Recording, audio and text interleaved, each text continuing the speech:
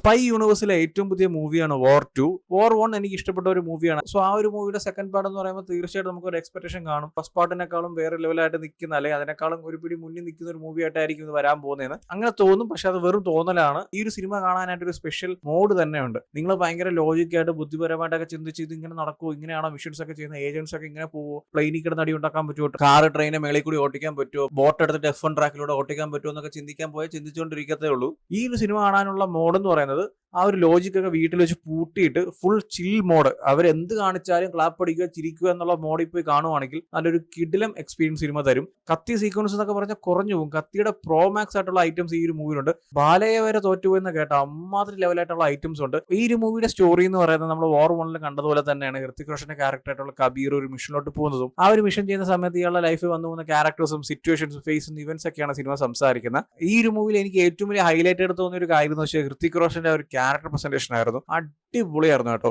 നമ്മളൊരു Hollywood action spy movie ഒക്കെ കാണുമ്പോൾ കിട്ടുന്ന ഒരു വൈബ് ഈ ഒരു മൂവിയിൽ ഈ ഒരു ക്യാരക്ടറിലൂടെ കിട്ടുന്നുണ്ട്. അതായത് ഹൃത്തിക് റോഷൻ അത്ര കിടലായിട്ടാണ് ഈ ഒരു എൻറ്റയർ മൂവിയിൽ പ്രസന്റ് വെച്ചിരിക്കുന്നത്. മൂപ്പറുടെ ഇൻട്രോ ആയാലും ഫൈറ്റ് സീക്വൻസ് ആയാലും എല്ലാം നൈസ് ആയിരുന്നു. എസ്പെഷ്യലി ഓരോ ഫൈറ്റ് സീക്വൻസും ഭയങ്കര രസമാണ് കാണാനായിട്ട്. ആ ഒരു സ്ക്രീൻ പ്രസൻസ് ഉണ്ടല്ലോ, അത് നൈസ് ആയിരുന്നു. പുള്ളിക്കാരന്റെ ഇൻട്രോയും അത്യാവശ്യം ഒരു CGI മിക്സ് വന്ന സാധനമാണ്, എന്നാലും അത് അത്യാവശ്യം നല്ല അടിപൊളി ഇൻട്രോ ആയിരുന്നു. പിന്നെ ജൂനിയർ NTR ഉണ്ട്. ജൂനിയർ NTRന്റെ ഇൻട്രോ ഞാൻ പറയുന്നില്ല, നിങ്ങൾ സിനിമ കാണുമ്പോൾ നമുക്ക് മനസ്സിലാവും. വൗ വണ്ടർഫുൾ എന്നൊക്കെ നിങ്ങൾ ക്ലാപ്പ് അടിക്കുക. അമ്മാതിരി ഒരു കിടിലം ഇൻട്രോ ആണ്. ആൻഡ് ഈ ഒരു മൂവി മെയിൻലി ഹൈലൈറ്റ് ചെയ്യുന്ന രാജ്യസ്നേഹമോ അല്ലെങ്കിൽ രാജ്യത്തിന് വേണ്ടി എന്തും ചെയ്യും അല്ലെങ്കിൽ ഇന്ത്യ ഫസ്റ്റ് എന്നുള്ള കോൺസെപ്റ്റ് അല്ല. രണ്ട് ക്യാരക്ടേഴ്സ് തമ്മിലുള്ള ഫ്രണ്ട്ഷിപ്പും അവർ തമ്മിലുള്ള ബോണ്ടും ഒക്കെയാണ് സിനിമ സംസാരിക്കുന്നത്. അതായത് കബീറും വിക്രം എന്ന് പറയുന്ന രണ്ട് ഏജൻസ്, അവരുടെ ലൈഫിൽ അവർ ഒരുമിച്ച് കടന്നു പോയിട്ടുള്ള ഇവന്റ്സും സിറ്റുവേഷൻസ് ഒക്കെയാണ് സിനിമ സംസാരിക്കുന്നത്. ക്യാരക്ടേഴ്സിനെ കുറിച്ച് ഡീറ്റെയിൽ ആയിട്ട് സംസാരിക്കുന്നതും ആ ക്യാരക്ടേഴ്സിന്റെ ഒറിജിനും അവരെങ്ങനെയാണ് ഏജൻസ് ആയത്, ഇങ്ങനത്തെ കുറച്ച് കാര്യങ്ങളൊക്കെ രണ്ട് ഏജൻസിനെ കുറിച്ച് പറഞ്ഞു പോകുന്നുണ്ട്. ആ ഒരു എലമെന്റ് കുറച്ച് നൈസായിട്ടാണ് എനിക്ക് തോന്നിയത്. ബാക്കി എല്ലാം തൃശ്ശൂർ പൂരത്തിന് പൊട്ടിക്കുന്ന ബോംബ് പോലെയാണ് എനിക്ക് ഫീൽ ചെയ്തത്. ട്രെയിലർ കാണുമ്പോൾ തന്നെ നമുക്കറിയാം ഏത് രീതിക്കാണ് സിനിമ കൊണ്ടുപോകുന്നത്. ഇങ്ങനത്തെ കത്തി സീൻസ് ഒക്കെ കാണും, എങ്ങനെയാണ് ഇവർ പ്രസന്റ് ചെയ്യുന്നതൊക്കെ നമുക്കറിയാം. ട്രെയിനിന്റെ പുറത്തുകൂടി കാർ ഓട്ടിക്കുക, പ്ലെയിനിന്റെ മേളിൽ നിന്ന് അടി ഉണ്ടാക്കുക, പ്ലെയിൻ മറ്റേ പാർക്ക് ചെയ്തിരിക്കുന്ന പ്ലെയിൻ അല്ല, ആകാശത്തോട് പറക്കുന്ന പ്ലെയിനിന്റെ മേളിൽ നിന്ന് അടി ഉണ്ടാക്കുക. അത് 1-2 മിനിറ്റ് ഒന്നുമല്ല, എന്റെ മോനെ കേബിളൊക്കെ വെച്ച് അങ്ങോട്ടും ഇങ്ങോട്ടും നടന്നൊക്കെയാണ് അടി ഉണ്ടാക്കുന്നത്. അതും പ്ലെയിനിൽ ആലോചിച്ച് നോക്കണം. ഇത്രയും ഹൈറ്റ് മേളിൽ പറക്കുന്ന പ്ലെയിനിൽ നടക്കുന്ന അടിയാണ്. എസ്പെഷ്യലി ഞാൻ എന്തായി കാണുന്നതെന്നൊക്കെ ആലോചിച്ചുള്ള സീക്വൻസ് പറയുന്നത് ഒരു കടലിലുള്ള ഒരു ചേസ് സീക്വൻസ് ആണ്, രണ്ട് സ്പീഡ് ബോട്ടിൽ തമ്മിൽ. ആ ഒരു ടൈമിൽ ഒരു സ്പീഡ് ബോട്ട് ട്രാക്ക് മാറി കടലിൽ നിന്ന് നേരെ കരയിലോട്ട് വരും. കരയിലാണെങ്കിൽ F1 റേസിംഗ് നടക്കുക, F1 കാർ റേസിംഗ്. അതിൽ F1 കാറിനൊക്കെ തോൽപ്പിച്ചിട്ട് ഈ ബോട്ട് കരയിൽ നിന്ന് ഓട്ടിച്ച് റോട്ടിൽ നിന്ന് നേരെ കടലോട്ട് തിരിച്ചു വരും. അൺസൈക്കബിൾ.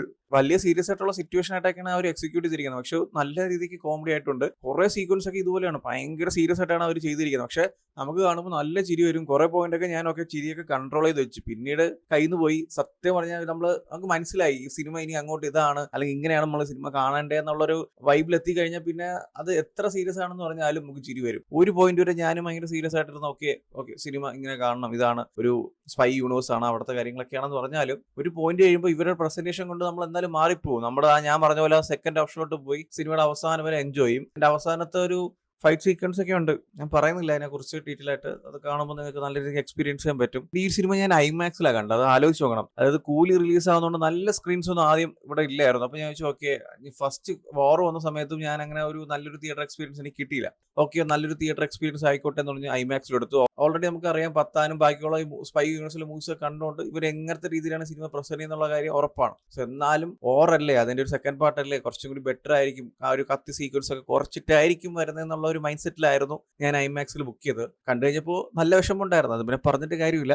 ആൻഡ് സെൻസർ ബോർഡ് ഡിലീറ്റ് എന്ന് പറഞ്ഞൊരു സീൻ ഉണ്ടല്ലോ, അത് ഞാൻ ഏതാന്ന് മെൻഷൻ ചെയ്യുന്നില്ല, എല്ലാവർക്കും മനസ്സിലായി കാണും. ആ ഒരു സീൻ ഉണ്ട് കേട്ടോ സിനിമയിൽ. അതുകൊണ്ട് അത് IMAX-ൽ കാണാൻ നല്ല അടിപൊളിയായിരുന്നു. ആ വലിയ സ്ക്രീനിലൊക്കെ നല്ല രസമായിരുന്നു കാണാനായിട്ട്. സിനിമയിൽ എൻജോയ് ചെയ്യാനുള്ള ഐറ്റംസ് ഉണ്ടോ എന്ന് ചോദിച്ചാൽ സീരിയസ്ലി എൻജോയ് ചെയ്യാൻ പറ്റിയ സീക്വൻസും ഫൈറ്റും ബാക്കിയുള്ള പരിപാടിയൊക്കെ ഉണ്ട്, ഇല്ല എന്ന് പറയുന്നില്ല. ഇപ്പൊ കബീറിന്റെ ഇൻട്രോ ആയാലും കുറച്ച് ഫൈറ്റ് സീക്വൻസ് ആയാലും ആ ഒരു എൻറ്റയർ മൂവിയുടെ മേക്കിങ്ങും അതൊക്കെ കൊള്ളാം. ലൈക് ടെക്നിക്കൽ വൈസും ബാക്കിയുള്ള പരിപാടിയെല്ലാം കൊള്ളാം. CGI നല്ല അടിപൊളിയായിട്ടുണ്ട്. കാണുമ്പോൾ തന്നെ ഗ്രീൻ സ്ക്രീൻ ഇട്ട് ഷൂട്ട് ചെയ്യണമെന്ന് നല്ല സൂപ്പറായിട്ട് മനസ്സിലാവും. ഈ ഒരു വാർ 2 യൂണിവേഴ്സ് ഏത് ലോകം എന്ന് എനിക്ക് അറിയത്തില്ല. ഒരു 2 മണിക്ക് ഡൽഹി നിൽക്കുകയാണെങ്കിൽ 2:30 ഒരു പാരീസിലാവും, സ്പെയിനിലെന്തോ പോകും. ഒരു 3 മണി കഴിയുമ്പോൾ തിരിച്ച് ഡൽഹിയിലോട്ട് വരും. പിന്നെ ഇടയ്ക്ക് സ്വിറ്റ്സർലാൻഡിൽ പോകും, പിന്നെ തിരിച്ച് പെട്ടെന്ന് വരും. ഈ രണ്ട് രാജ്യങ്ങൾ നമ്മൾ അടുത്തടുത്തുള്ള ഏതൊരു യൂണിവേഴ്സിലാണ് ഈ സിനിമ നടക്കുന്നത്. അതുകൊണ്ട് അത് മനസ്സിലാക്കുക. സോ ഇങ്ങനത്തെ കുറച്ച് കാര്യങ്ങളൊക്കെയാണുള്ളൂ ഈ സിനിമയിൽ. ഓവറോൾ കാണുമ്പോൾ നമുക്ക് എൻജോയ് ചെയ്യാൻ പറ്റുന്ന ഐറ്റംസും ഉണ്ട്. പിന്നീട് ഞാൻ നേരത്തെ പറഞ്ഞ പോലെ അപരാധം പിടിച്ച ഐറ്റംസ് ഒരുപാട് സിനിമയിലുണ്ട്. അതാണ് ശരിക്കും കൂടുതൽ.